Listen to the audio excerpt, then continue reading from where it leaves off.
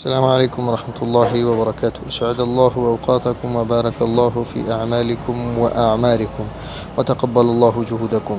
اليوم درسنا جمل متداولة حول الطلب. جمل متداولة أي جمل مستعملة، حول الطلب أي حول الأمر.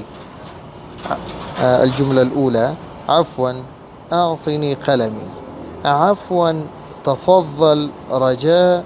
هذه كلمات تستخدم أو يستخدمها العرب للاحترام.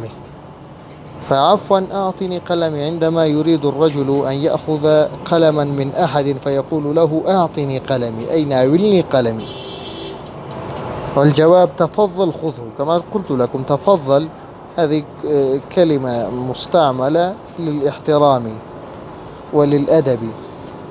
الجملة الثانية: رجاء خذ مني المسطرة.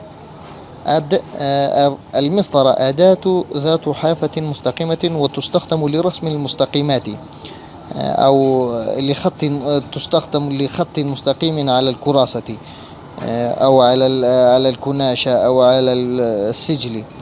فرجاء خذ مني المسطرة أي أرجوك أن تأخذ مني المسطرة.